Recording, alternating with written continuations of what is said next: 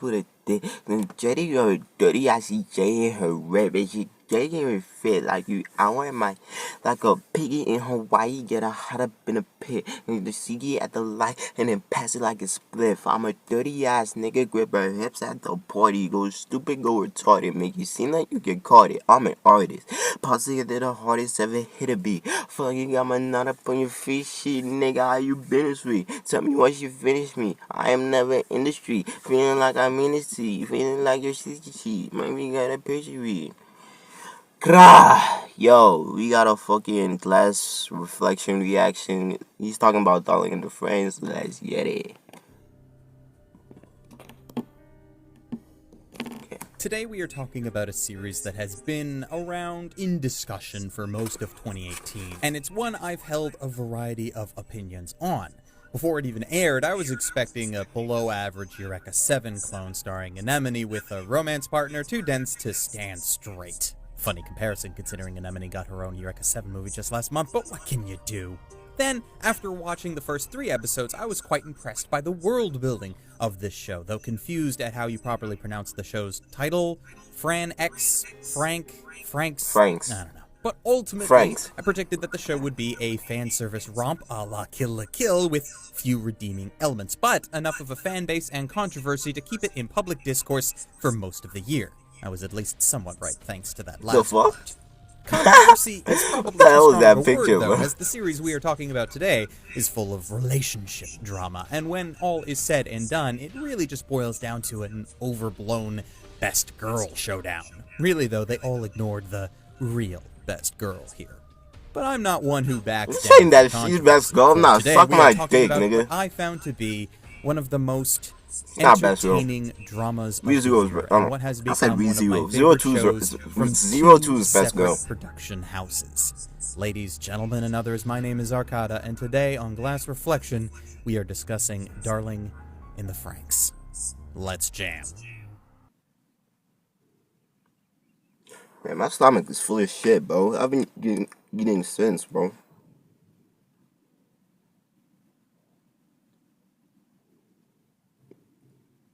Yeah, start the video.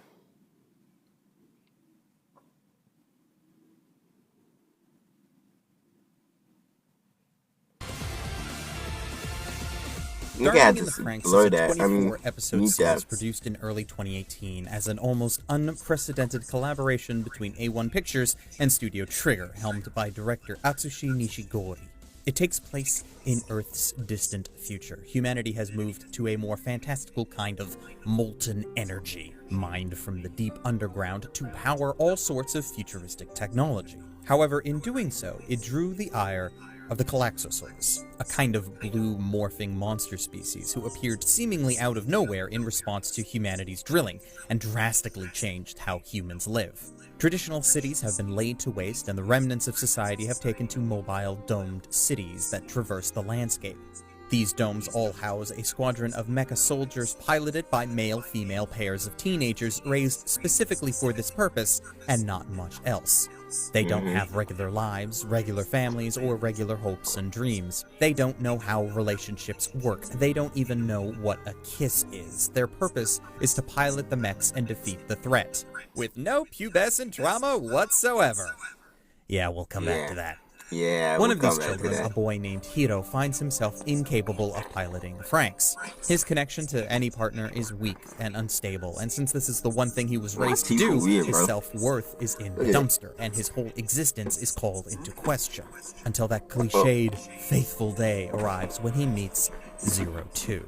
Look at Zero it, Two is an enigma. How fucking She's a canine, demon-looking bro. girl with red horns who shows up with an entourage and seems capable of piloting a mech all on her own without the need of a partner. However, she takes a liking to Hiro and eventually invites him in the heat of battle to join her, combine with her to fight in her mech to become her darling. You can imagine Hiro being ecstatic by this. Suddenly he has purpose again. He can pilot a Franxx like he always thought he would. Suddenly all is right with the world. Until it isn't. Being partners with Zero Two is not a simple affair. She's not quite human. She's not quite monster either. She doesn't follow the rules or norms that Hiro and his squad mates have come to expect out of pilots. And then look at her rumors eating, that bro. all of Zero Two's previous partners ended up dead comes to light. Friction begins to develop in the group. This is what drives the show's narrative. I'm going to allow myself one Evangelion comparison to this project, being to me the one that matters the most in trying to describe this series to newcomers. It is very open in how you wish to interpret things. So much about the setting can be interpreted in whatever way you wish. The character designs, the mecha and their fighting style, the messed up situations the characters find themselves in. But if you can get past at least some of that, there might be, in this pile of confusion and multitudes of ideas, a story worth watching. Though, it's hard to really nail down what this series is trying to do, what story it is trying to tell, and for a number of reasons. For much of its narrative, Darling in the Franxx is about adolescent fighting, relationships that start and stop, pride, filling in for purpose, and most importantly, love, and all of its different possible forms. Much of the entertainment to be gained here was from the interpersonal drama of a group of friends forced together with new additions to their social hierarchy and their own biological development barging in and making it difficult for each of them to really know what they want, or how to properly express their feelings to one another. The show spends a lot of time on feelings of envy, jealousy, and forging your own path, because those with more experience aren't around to guide them, or those who can just flat out refuse to for one reason or another. This is, of course, all set up in a wrapping of beautifully animated mecha battles against an unknown, dangerous force which seems to threaten all life on the planet, as this sort of thing tends to do, as well as the struggle that the characters are placed into by superiors who don't seem to really care all that much about them at all beyond what a textbook might describe as empathy. The children are treated as weapons, with their bodies and emotions merely tools that can be molded and forced into a mecha for some grand purpose, some grand plan. One of the things that I really liked early on was a focus more on the immediate questions of what is happening between the characters rather than trying to examine the big picture. We get hints of the larger human society that exists separate from the children, but it's more of an afterthought to the narrative, a piece of window dressing in the narrative setting to help make the scenario feel more lived in and thought out. It allows you to speculate and fill in the gaps with your own imagination and possibilities, while the show itself is handling the more in-your-face conflicts of the characters. The only downside to this method of world building is when the narrative suddenly decides that it's necessary to look behind the curtain and attempt to explain what is happening in the world and why, but it never happens in a way that satisfies. This, of course, happens here. The enjoyment I got out of this series was with the characters, seeing them problem solve with the challenges of interacting with one another and how they react to the circumstances they found themselves in. There was what seemed to be so much thought put into their conflicts that even when their decisions at times became questionable, I could always see how they came to that decision even if I didn't agree with it. There was, I think, only one time I thought the interpersonal relationships came to a situation that seemed contrived, but largely a lot of their conflicts with one another had seeds placed early on and a narrative path to resolve them that felt natural. That's not to say that it's all sunshine and sakura petals. I'm not gonna mince words here. There came a point where a lot of the interesting questions I thought the series was asking eventually stopped mattering. There came a time in the series where the narrative takes the situation you thought was happening and flips it on its head. It's almost like they decided to have a Gainax ending to the series, but implemented it 5 to 6 episodes early, only to then try to somehow pick up the pieces for a finale. I'm not gonna sit here and claim like I know the cause of this change. There has been rampant speculation since the finale aired back in the summer, and even before that. The series had a bunch of production issues, stemming mostly from the fact that the show started as some quasi-joint production between Trigger, A1, and Studio Cloverworks, which at the time was still closely attached to A1 prior to their separation last October. Needless to say, the final arc of the series, without spoiling it, of course, took some, shall we say, interesting steps. As I mentioned, the show up until that point had spent so much time exploring deep concepts into relationships and expanded upon those concepts with different kinds of interesting questions and situations. But the final arc seemed to put all of that interesting development to the wayside in favor of a more action-oriented plot, one that, in my mind, was poorly conceived. Like, I understand what they were probably going for, as a more action-oriented, dramatic build-up for the final episode gives a much better sense of finality to the narrative. It just involved disregarding everything that had made this series good. It dragged a bunch of things out over the last few episodes in a way that I didn't feel added anything to the story that they were telling up until that point. This is a narrative end that in no way lived up to the story that preceded it.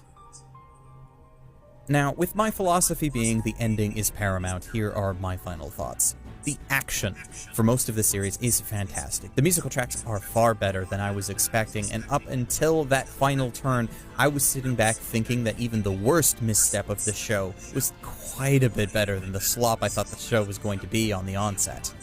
But in the end, while the build-up to the final moments of the series was a bit cliché, lackluster, and a complete disregard of everything that made the series good, the actual final moments of this show, the last few scenes, were different. As an ending point for the cast, and the final moments of the relationship between Hiro and 02, it's quite bittersweet. It's not what I was hoping for in an ending, but I still accept it, for as sad as it was, the ending struck me as bro, I'm still, oh my god, I got PTSD, bro. But ultimately, I can't say that this series is something that I would recommend to a large amount of people.